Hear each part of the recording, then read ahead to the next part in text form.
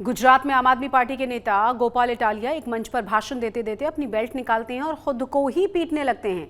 आज तक पर कल हमने यह खबर दिखाई थी आपको और इस पर गुजरात में सियासी घमासान छिड़ चुका है। बीजेपी और कांग्रेस गोपाल इटालिया के विरोध के इस तरीके को सियासी ड्रामा करार दे रही है।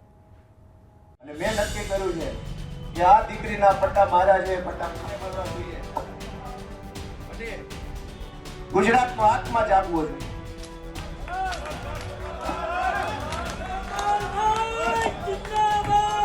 ये हैं आम आदमी पार्टी के राष्ट्रीय सचिव गोपाल इटालिया। गुजरात के सूरत में एक मंच से सभा को संबोधित कर रहे हैं। मोरबी पुल हादसे से लेकर तमाम हादसों और घटनाओं का जिक्र करते हैं। फिर अमरेली में एक पाटीदार लड़की की पिटाई का हवाला देते हुए अपनी पैंट की बेल्ट निकालते हैं और गुजरात के लोगों की सोई आत्मा को जगाने के नाम पर खुद को बेल्ट से पीटने लगते हैं।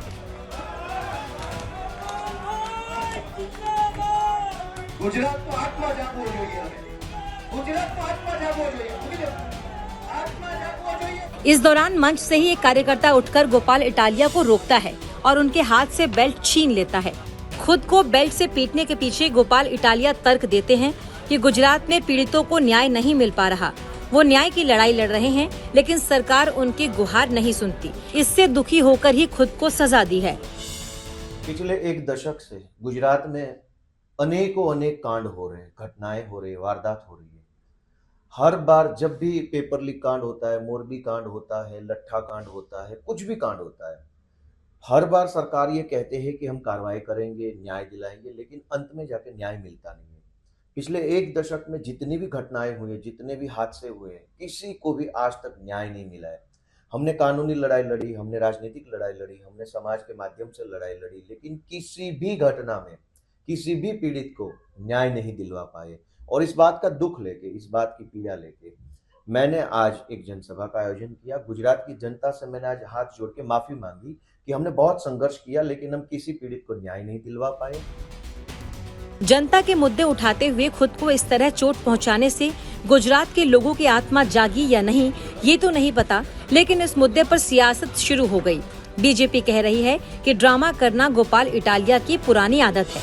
वो लोगों का ध्यान खींचने के लिए इस तरह का ड्रामा पहले भी कई बार कर चुके हैं। आत्मा जगाने का तो एक बहाना था, लेकिन ये अपने शरीर पे बेल्ट से वार करना एक ड्रामा था गोपाल इटालिया का, क्योंकि वो पहले से ही ड्रामेबाज रहे हुए हैं। गुजरात के गृह राज्य मंत्री को भी उन्होंने चप्पल से वार किया था और पहले उन्होंने ब्राह्मण और महिलाओं के लिए भी अनाप शनाप कुछ बयान दिए थे और बाद में उस पर माफ़ी भी मांग ली थी। लेकिन ऐसे ड्रामेबाज वो पहले से रहे हैं। वहीं कांग्रेस पार्टी गोपाल इटालिया के सुर से सुर मिलाते हुए गुजरात सरकार पर निशाना साध रही है। गुजरात के मुख्यमंत्री और गृह मंत्री को घेर रही है। साथ ही गोपाल इटालिया के विरोध के तरीके को कांग्रेस भी ध्यान खींचने की कोशिश बता रही है।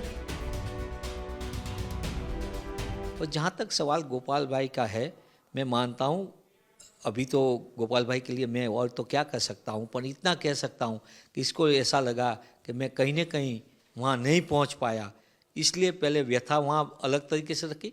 बाद में इसको लगा ध्यान आकर्षित करने के लिए इसने पट्टावाली खेल किया।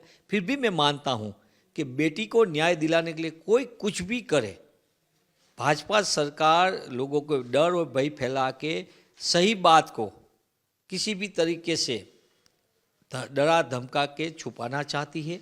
तो मैं मानता हूँ अकेले गोपाल भाई नहीं, पूरे कोई भी समाज के लोग बेटी को न्याय दिलाने के लिए लड़ता है तो कांग्रेस इसका स्वागत करता है। गुजरात में विधानसभा चुनाव में भले ही अभी 2 साल का लंबा वक्त है, लेकिन स्थानीय निकाय चुनाव की घोषणा होने वाली है। ऐसे में देखना होगा कि बेल्ट के इन फटकों की सियासी गूंज कितनी देर तक सुनाई देती है। गांधीनगर से ब्रजेश दोषी के साथ आज तक ब्यूरो।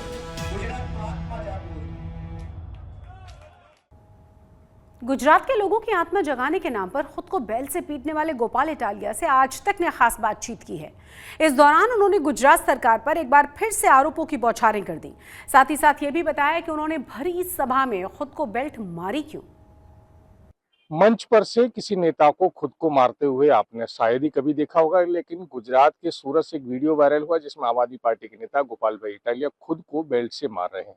गोपाल भाई इटालिया हमारे साथ हैं, उनसे बातचीत करेंगे। गोपाल भाई, क्या वजह है खुद को बेल्ट से मारने की, वो भी मंच पर लोगों के सामने? पिछले 10 सालों से बीजेपी की सरकार जो है अहंकार में आ गई है। बहुत तानाशाही है इधर।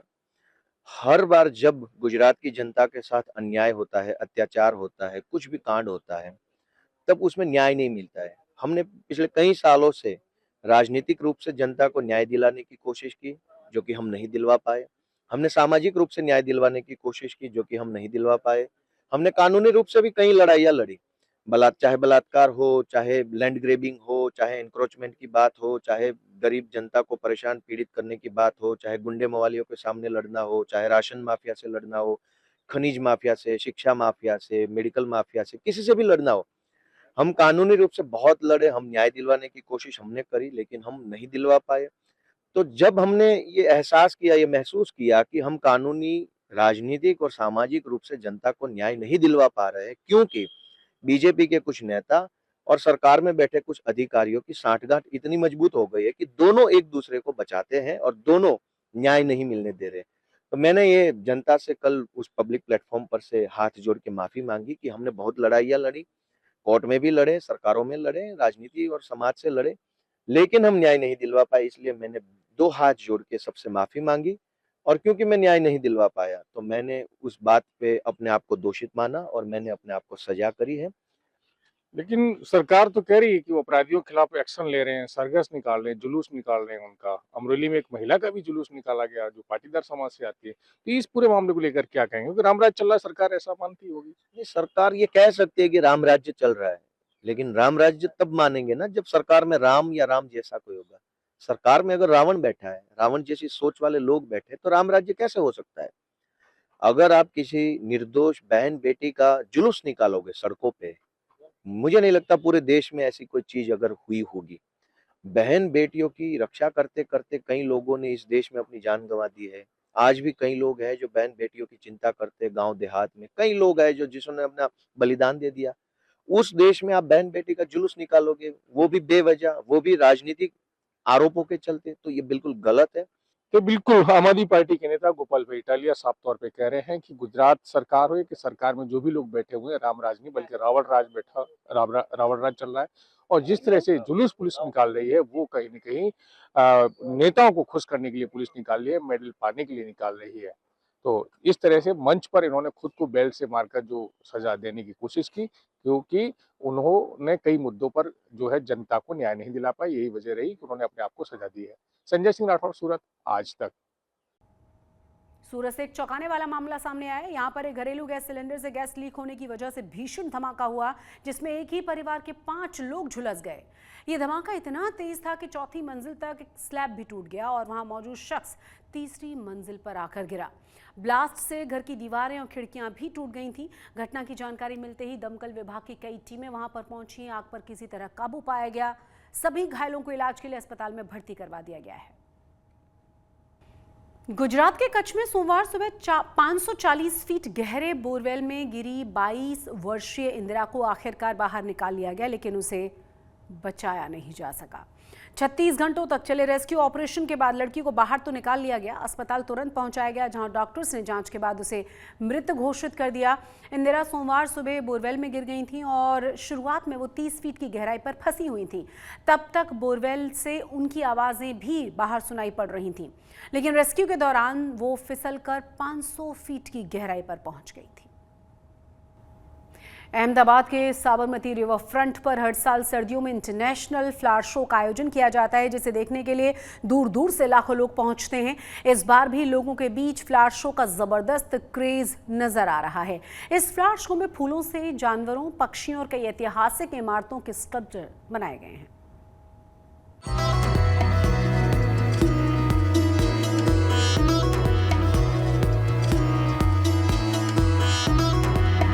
अहमदाबाद रिवर फ्रंट पर हर साल की तरह इस साल भी फूलों का मेला लगा है, जो 50 प्रजातियों के 10 लाख से ज्यादा फूलों से गुलजार है। साबरमती नदी के किनारे बने रिवर फ्रंट पर आयोजित अहमदाबाद इंटरनेशनल फ्लावर शो को इस बार 6 अलग अलग जोन में बांटा गया है। यहाँ अलग अलग किस्म के फूलों के साथ 30 स्कल्पचर तैयार किए गए हैं, जो बच्चों से लेकर हर उम्र के लोगों को आकर्षित कर रहे हैं।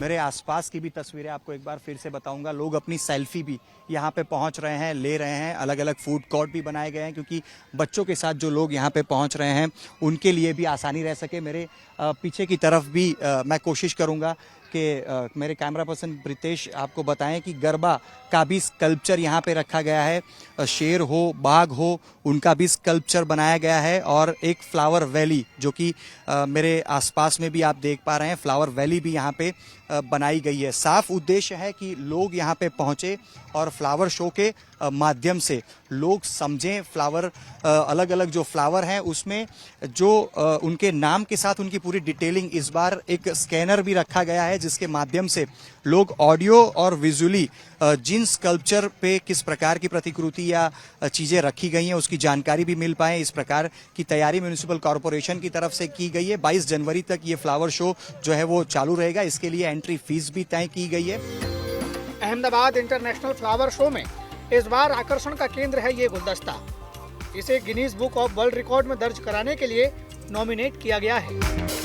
अहमदाबाद रिवर फ्रंट पे हर साल की तरह इस साल भी अहमदाबाद इंटरनेशनल फ्लावर शो 2025 का प्रारंभ हो चुका है। 22 जनवरी तक ये फ्लावर शो सभी लोगों के लिए ओपन रहेगा। 75 रुपए इसकी फीस भी रखी गई है। और पिछले साल अगर इस बात करें तो लगभग 20 लाख से ज़्यादा लोगों ने इस फ्लावर शो की मुलाकात ली हुई थी। मेरे पीछे की तरफ के तस्वीरें आप देख सकते हैं।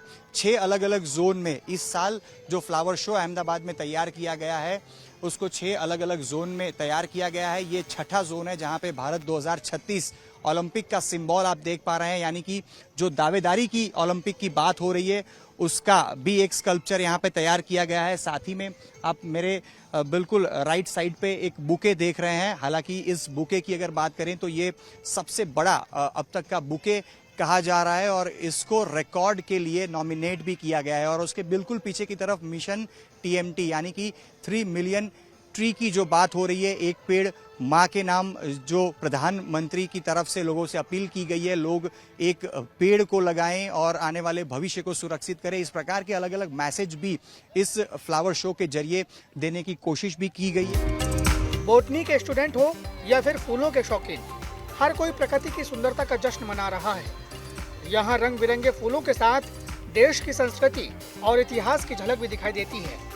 मोर, ग्रेटर फ्लेमिंगो, कहरी ऊंट, एशियाई शेर और बाघ इस फ्लावर शो की विशेषताएं हैं। देखिए, फ्लावर्स तो हर जगह पे मिलते ही है, अपने सिटीज में गार्डन्स भी होते हैं, लेकिन अगर जब ये ऐसा माहौल क्रिएट किया गया है यहाँ पे जिससे 2-3 साल के बच्चों से लेके 50, 60, 70, 80 साल तक के लोग भी आ रहे हैं और उन लोगों को जो पर्यावरण के प्रति अपनी जो जिम्मेदारी है उसका एहसास हो रहा है।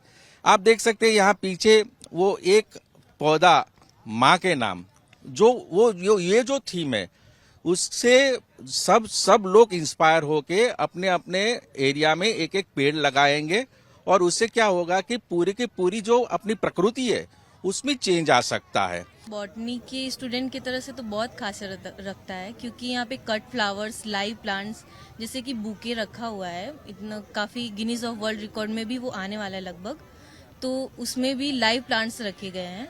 और बहुत सारी जगह पे जैसे आर्चेस हैं वो भी मेन है और बच्चों के लिए अट्रैक्शन के लिए भीम बनाया गया है, हल्क बनाया गया है, फिर डोरेमोन बनाया गया है। और बड़ों के लिए जैसे कि क्लस्टर्स हैं, आर्चेस है और बहुत सारी चीज़ें जैसे कि भद्रेश्वर मंदिर जो तमिलनाडु का है वो यहाँ पे रिप्रेजेंट किया गया है और शिव भगवान का जो नंदी है उसको भी रिप्रेजेंट किया गया है और उस सब में फ्लावर्स को यूज़ किया गया है। पिछले साल अहमदाबाद इंटरनेशनल फ्लावर शो में करीब 20 लाख से ज्यादा लोग जुटे थे। इस साल भी पिछले साल से ज्यादा लोगों के पहुंचने की उम्मीद जताई जा रही है। अहमदाबाद से अतुल तिवारी के साथ आज तक ब्यूरो।